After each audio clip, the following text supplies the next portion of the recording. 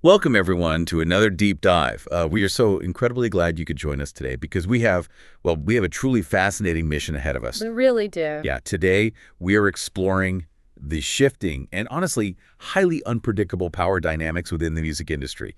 Specifically, we're looking at how the people who are historically positioned behind the turntables. The ones hiding in the dark booth at the back of the club. Exactly. Those exact Yeah. people. How they are now completely out-branding the artists standing right on the mic in the center of the stage. It's quite a reversal. It really is. And to guide us through this, we're pulling insights from a really brilliant piece in the Rotation Report. It's titled, Why DJs Are Building Stronger Brands Than Artists Online. Which is a fantastic source for this. It is. We're going to break down the culture behind the music and kind of track the crazy trajectory of the DJ from the gritty birth of hip-hop in the 1970s all the way up to our modern digital era. Right. Because it presents this amazing core paradox. You have the original creators of hip-hop culture, like the absolute architects of the sound, who were eventually shoved into the background. Seemingly relegated to just hitting play for somebody else. Yeah, but now they have digitally resurrected themselves. They've become these massive global brands and, as we'll get into, the ultimate cultural historians of our time. It really is a profound shift. It's a massive comeback story, but it's also a fundamental shift in how you and I actually consume and connect with music today. And as we start pulling these threads apart, what becomes immediately apparent is that we aren't just talking about music today. No, not at all. This isn't just a conversation about who makes the best beat. We are looking at a story fundamentally driven by economics, by the rapid, almost aggressive democratization of technology, and ultimately by human emotion. Human emotion is such a huge part of this. It's the core. We're charting how an entire art form had to adapt to brutal financial realities, how it was almost completely sidelined by its own creation, and how modern tools have allowed it to bypass traditional industry gatekeepers entirely. Which is just wild to think about. The DJ today is connecting directly with the psychological and emotional needs of the audience in a way a traditional pop star almost can't. It's really a masterclass in cultural evolution. Okay, let's unpack this from the very beginning. Because to really appreciate where the DJ is today, we have to anchor ourselves right at the genesis of the culture. We have to go back to the Bronx in the 1970s. Exactly. The foundation of this whole thing rests on what are often called the Big Three. According to our source, we're talking about DJ Kool Herc, Grandmaster Flash, and Afrika Bambaataa. Right. And I think it's easy for us today to hear those names and just think, oh, right, the early musicians. But they weren't just playing music. Not at all. They literally invented a genre from scratch. Imagine being at the forefront of something so new, something that didn't exist before you put your hands on the equipment. And that is a crucial distinction we need to make here. Being a frontrunner in a brand new cultural movement is an entirely different level of artistic contribution than simply participating in an established genre. Yeah, you're not just joining a band. Right. The DJ back then wasn't just playing existing hit records in a sequence. They were inventing the very architecture of hip-hop. They were the focal point. Think about what DJ Kool Herc actually did at those legendary block parties. He noticed that the crowd went absolutely crazy during the instrumental percussion breaks of funk and soul records. Like those James Brown tracks. Exactly. And those breaks only lasted maybe 5 or 10 seconds. So Herc essentially hacked the music. Hacked it how? He bought 2 identical copies of the same record, put them on 2 turntables, and physically extended that 5-second break into a continuous 5-minute loop by switching back and forth. Oh, wow. He called it the merry-go-round technique, that isolation of the break beat. That is the foundational DNA of all hip-hop. That's incredible. It required a visionary mindset to see a 5-second gap in a record and realize an entire global culture could be built inside it. It's wild to think about. I want you, the listener, to really picture that. We look at founders of major movements today, like the tech billionaires in Silicon Valley, or the pioneers of modern cinema, and we revere them as absolute titans. Titans of industry. Right. In the early days of hip-hop, the DJ held that exact same level of absolute central importance. They were the undeniable core of the entire experience. You didn't go to a party to hear someone talk. Exactly. You went to witness what the DJ was doing with the vinyl. Yeah. It was a physical, almost athletic performance. It was their show, their innovation, their cultural creation. And because of that absolute centrality, the subsequent shift in the dynamic is so dramatic. This is the part of the source material that really caught my eye. You have this culture entirely birthed and carried by the DJ. But as it began to grow, as it started to leave the parks and enter the clubs and eventually the recording studios, the focus shifted entirely. The source calls it a swap circumstance. A swap circumstance, yes. We see this massive structural change. The rapper, who initially was just the MC, the master of ceremonies, whose only job was to hype up the DJ and make crowd announcements, suddenly took off. They just leapfrogged them. They did. The MC became the focal point, and the DJ was pushed to the back of the line. Their role was reduced from the cultural architect to essentially a living jukebox, primarily used to just distribute the music. Wait, hold on. This is the part that always kind of baffled me. If the DJs were the undisputed kings, the architects who quite literally built the stage, how did they let the rappers steal the spotlight so completely? It's a great question. Was it just an ego thing? Did the rappers just have bigger personalities? Here's where it gets really interesting, because the source points out the answer isn't about ego at all. No, it's not. It comes down to cold, hard economics. It is simply cheaper to be a rapper than a DJ. Pure economics. It's the driving force behind almost all artistic shifts, if you look closely enough. Exactly. Think about the actual physical reality of being a DJ in the late 70s or early 80s. You needed 2 high-end turntables, which were not cheap. And fragile, too. Right. You needed a mixer. You needed massive amplifiers and huge speakers to carry sound across a park. And most importantly, you needed crates upon crates of physical vinyl records. Yes, which meant constantly buying music, hunting for rare breaks, and physically lugging hundreds of pounds of gear around New York City. That is a massive financial and physical barrier to entry. It really is. But to be a rapper, you just need your vocal cords. The cost is $0. You don't have to carry anything. What's fascinating here is how this economic reality acted as what the source explicitly calls a necessary evil for the global expansion of hip-hop. A necessary evil. I love that phrasing. It's so accurate for this hyper-localized live performance culture in the Bronx to transcend its geographic boundaries and become a recorded, globally distributed art form. It needed to be packaged. It had to leave the park. Yes. You couldn't easily package and sell the live, sweaty experience of a 4-hour DJ set on a piece of plastic in 1979. Right, you can't press a live vibe onto a record back then. But you could easily record a vocal message over a beat. It needed a cheaper, more easily replicable focal point. Someone had to record the message. And that someone was the rapper. Exactly. The evil part of that necessity, however, is the collateral damage. It forced the original creators into the shadows. It's a classic, almost tragic example of how economic scaling dictates who gets to be the star in any artistic field.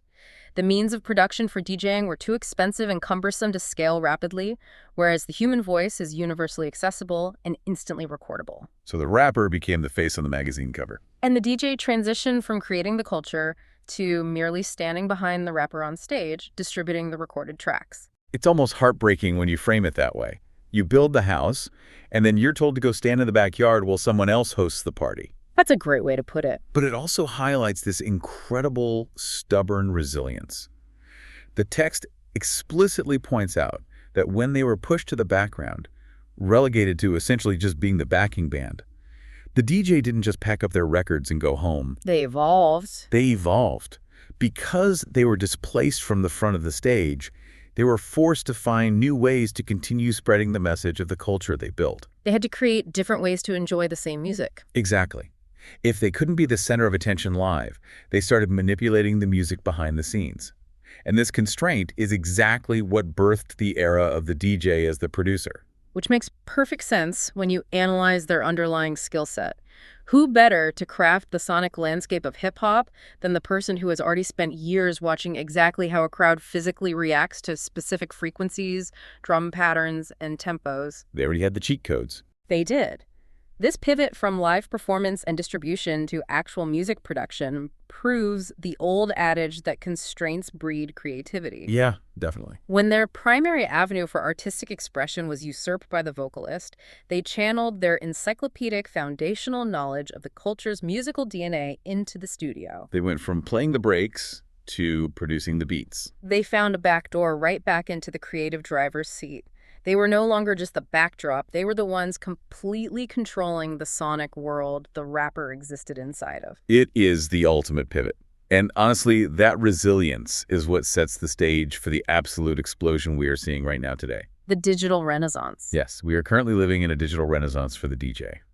The tables have quite literally turned again. And once more, it all comes back to a perfect storm of economics and technology. It always does. Just as economics pushed them out in the 80s, economics are pulling them back to the front today.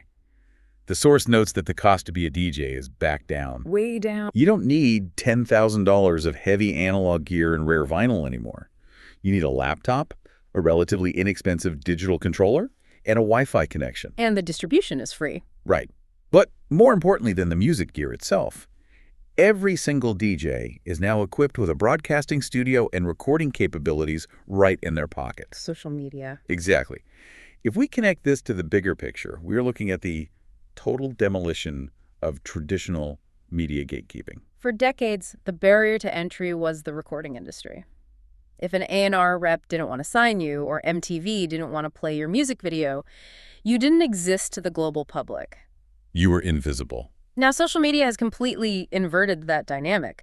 What used to be highly exclusive behind-the-scenes access is now front and center main stage content. Yeah, think about what it used to take to watch a world-class DJ actually work. You had to be in a specific club in a specific city, and you had to manage to get a spot right up by the booth just to see their hands moving over the mixer. Now the DJ simply sets up a camera. Yes. They are sharing the culture directly from their point of view, their POV. And that makes any and everybody everywhere the audience. I love that you brought up the camera because the text highlights the spectrum of how they are doing this, and it's fascinating.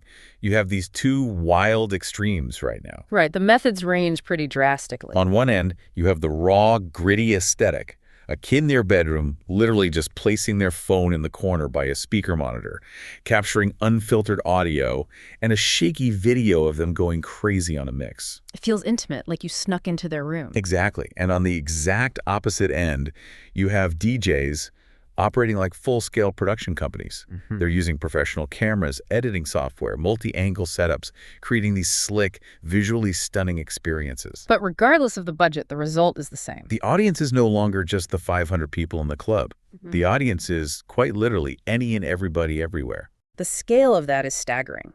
A DJ mixing in a basement in London can be the soundtrack to a house party in Tokyo, a road trip in California, and a commute in Brazil, all simultaneously. It's mind-blowing. But the reason people are tuning in isn't just because the technology allows them to. It's because of the profound psychological role the DJ is playing for those listeners. And this brings us to one of the most vital concepts we need to explore today, the primary focus of our deep dive, the DJ as a cultural historian. This is where the conversation transcends just cool music and gets into the actual fabric of society. Yes. Our source material makes this beautiful argument that music is made from culture, and it acts as the bridge that allows different cultures to relate to or understand one another. It compares a DJ's curated music to a great book of the times. A great book of the times. I love that. In this analogy, the DJ isn't just an entertainer. They are the historian, marking the passing of time. They do this by choosing to play specific, life-changing, or even controversial music. Right, to document exactly how a group of people is feeling in that exact moment. The text specifically says, they show if a group of people is hurting, happy, healing, or confused. This is a deeply resonant sociological observation. Let's unpack the mechanics of this. How exactly does a DJ set act as a barometer for society's emotional state? It happens in real time, doesn't it? It does. When a DJ selects a track, they are making a hypothesis about the room's energy. If they play a song born out of deep political unrest or societal grief, and the crowd responds with a collective, cathartic release. Screaming the lyrics or just moving with a heavy energy. Exactly. That DJ has just documented a moment of collective hurting. They have captured lightning in a bottle. Wow. Conversely, playing anthems of pure joy and unity documents periods of healing and happy times. The DJ is reading the room, but because of digital broadcasting, the room is now society at large. Delving into the profound responsibility of this role is it's staggering. I mean, marveled at the idea of a DJ set not just being a party, but a real-time historical document. The massive responsibility. And we actually saw this happen on a massive, undeniable scale not too long ago. Think back to the very beginning of the pandemic lockdowns. Oh, absolutely. The entire world was suddenly isolated, terrified, and completely cut off from one another. We were collectively hurting and confused, to use the exact words of our source. Everyone was looking for a lifeline. And what happened? DJ D-Nice hopped on Instagram Live from his kitchen and started Club Quarantine. That was a cultural moment. It was huge. Yeah. He didn't just play random top 40 hits. He played nostalgic, soulful, healing music. He read The Global Room. And hundreds of thousands of people tuned in just to feel connected. He wasn't just throwing a virtual party. No, he was literally acting as a first responder for the culture's mental health. He was writing a chapter in that great book of the times. That is the perfect concrete example of this concept in action. He provided an emotional anchor during a period of unprecedented historical turbulence. And that underscores the heavy, beautiful responsibility of the DJ. They aren't just stringing beats together, they are curating our collective emotional timeline. When you look back at history, we often define eras by the music that scored them. The protest anthems of the 60s, the grunge angst of the early 90s, the DJ is the real-time archivist of those feelings. It's so true. I want you listening to really reflect on this in your own life for a second. Think about the music of specific eras in your own life. The music that defines your most visceral memories. Right. Think about the exact song that was playing during that perfect summer road trip with your best friends. Or the album you listened to on repeat during a really brutal breakup in your 20s. That music accurately documented exactly what you were going through at the time. You can't hear those notes without instantly teleporting back to that emotional state. DJs are doing this on a macro level for the entire culture.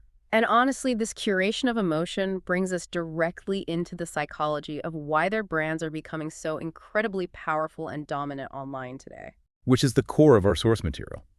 So what does this all mean? We are shifting from the historical impact to the deep psychological impact. It's about modern branding. Yes. It's no longer just about the song, it's about how the DJ makes you feel. Why is the DJ outbranding the traditional artist? Yeah. Because the DJ is directly targeting the nervous system. The source states that DJs are artists who feed the soul, calm nerves, and help express emotions. Yes, and it uses this fascinating, slightly unusual phrase. It's that the DJ connects with the sensories in the mind. I noticed that phrase too. Sensories in the mind. When you really think about it, it's talking about the raw, physiological reaction to music. We aren't talking about intellectual appreciation of a lyric. We're talking about the goosebumps that erupt on your arms when a beat drops. Exactly. We're talking about the physical vibration of the bass in your chest that actually lowers your heart rate, or the sudden, uncontrollable hit of dopamine that makes you want to dance in your living room. The DJ is essentially hacking your sensory receptors. And by stringing those physiological reactions together perfectly, they create a vibe. And vibe is what builds a massive following and a stronger brand than traditional artists online. Vibe is the key word of the modern digital economy. It creates a sticky, almost unbreakable brand. It means the entire paradigm of the music industry has completely shifted. It is no longer just about a record label pushing a single pop song or spending millions to promote a traditional album release cycle. No, it's about how the creator consistently makes the audience feel. Let's break down how social media allows the DJ to become highly reachable in this context. Yeah, let's contrast it. When a traditional artist drops an album, it's often a highly transactional experience. Right. They disappear for 2 years, they pop up with a marketing campaign, they say, here is the product, please buy it or stream it, and then they disappear again. It's transactional. But a DJ, because of social media, they are infinitely reachable. You can literally vibe with your favorite DJ anytime you want. They might post a 10-minute mix every single morning to help you wake up, or a lo-fi set every night to calm your anxiety before bed. When someone curates a daily vibe that speaks directly to your nervous system, that isn't a transaction? No, that is a deep, intimate, ongoing emotional relationship. You trust them with your mood. It's a profound shift from transactional music consumption to emotional, soul-feeding connection. And social media is the absolute perfect, frictionless engine for this. It really is. Through these platforms, the DJ can make their following bigger than ever before in human history. But the way they achieve this massive scale is deeply tied to the reality of how our modern brains function. Because the truth is, according to the source, this generation takes in information so fast. Incredibly fast. Our attention spans have been completely rewired by the endless scroll. And because of that, the entire format of the DJ's art has been forced to compress and adapt once again. This is the micro-content revolution. It's a huge shift in the art form itself. It's mind-blowing. DJs no longer need to rely on the traditional format of a full 3 to 4 hour live set to get noticed. A 1 or 2 minute mix of popular songs or a new remix can go viral. The speed of consumption has changed the game. I mean, I'll admit it, I am a victim of the scroll. If a video doesn't hook me in the first 3 seconds, my thumb is already swiping up, I'm gone. We all are. But if a DJ drops a clip where they flawlessly blend an old-school 90s R&B vocal over a gritty modern drill beat, and the transition happens right at the 15-second mark. You're watching that loop 10 times. I am. I'm sending it to 5 friends, and I'm hitting follow. I marvel at the compression of time and attention here. Contrast the stamina required for a 4-hour live set with the precision required to engineer a 1-minute viral moment. It's insane. On one hand, you have the sheer physical stamina, the crowd psychology, and the endurance required to hold a live room's attention, constantly managing the ebbs and flows of energy for 4 straight hours at 2 in the morning. It's a marathon. And on the other hand, you have the absolute laser-focused surgical precision required to engineer a 60-second viral moment for a global audience scrolling at light speed. It's almost a completely different art form. It is. But the real-world payoff for mastering the micromix is immense. The text explicitly points out that these viral moments result in the DJ being flown across the world for gigs. Right, from New York to Ibiza to Tokyo, just to play music based on the strength of a 1-minute video. Because music functions as a universal language. A 60-second clip of a crazy beat drop transcends physical borders, it transcends time zones, and it completely bypasses language barriers instantly. It's the ultimate hook. They give you this potent 1-minute taste of the vibe online for free, and it's so infectious that you willingly pay for a plane ticket and a concert ticket just to try and live inside that vibe in the real world for a night. It is a brilliant, highly lucrative business model. It really is. But this raises an important question, one that we really need to analyze. How does the speed of information consumption change the art form itself? Yeah, that's a good point. What does it mean for music as a universal language when it is consumed in 60-second, globally viral bursts? The bizarre modern reality is securing international physical gigs based solely on a digital micromix. It changes the incentive structure. It does. The audience isn't necessarily booking them or buying tickets because they know this person has the storytelling ability to command a room and take them on a 4-hour journey. Right. They're buying tickets because that 60-second clip successfully triggered their dopamine receptors online. The art is changing to feed the algorithm. Wow. That's a really sharp point. They're optimizing for the hook, maybe at the expense of the whole song. It's a valid concern. But regardless of the format, whether it's 4 hours or 60 seconds, it perfectly encapsulates everything we've been tracking today. We've covered a lot of ground. We really have. I mean, bringing it all together, we've watched the DJ invent the literal architecture of hip-hop culture with 2 turntables in the Bronx. The foundation. We watched them get pushed into the shadows by the economic shifts that favored the zero-cost voice of the rapper. The swap circumstance. We saw them adapt with incredible resilience by taking over the studio as producers. And finally, we are watching the technological resurrection of the DJ. Using the sheer power of democratized technology and social media to completely reclaim the center stage. They have monetized their incredible innate ability to read our emotions, to act as the cultural historians of our pain and our joy, and they've compressed that immense power into highly shareable, deeply emotional digital empires. It really is a comprehensive overview of how power, influence, and artistry migrate within a culture over time. It's fascinating. The economic shifts that marginalized them were a necessary evil for the genre's growth, but the technological resurrection feels like a natural realignment. They are back in the forefront where they started. So a circle. And they didn't do it by out-rapping the vocalist. They did it by mastering the emotional resonance of the music itself. They have successfully monetized the human connection to the vibe. Absolutely beautifully said.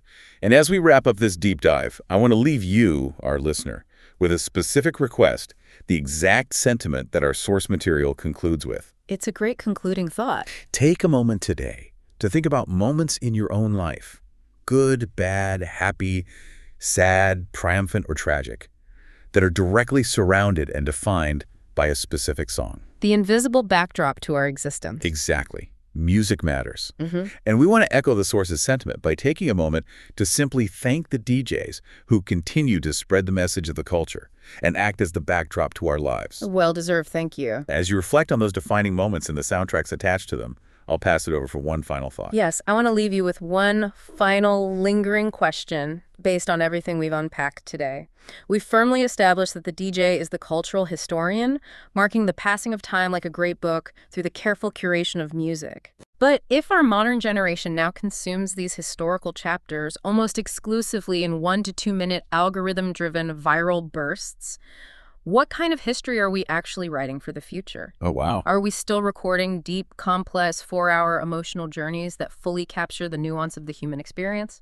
Or, in our rush for the next dopamine hit, are we risking reducing our entire cultural history to nothing more than a series of fleeting 60-second vibes?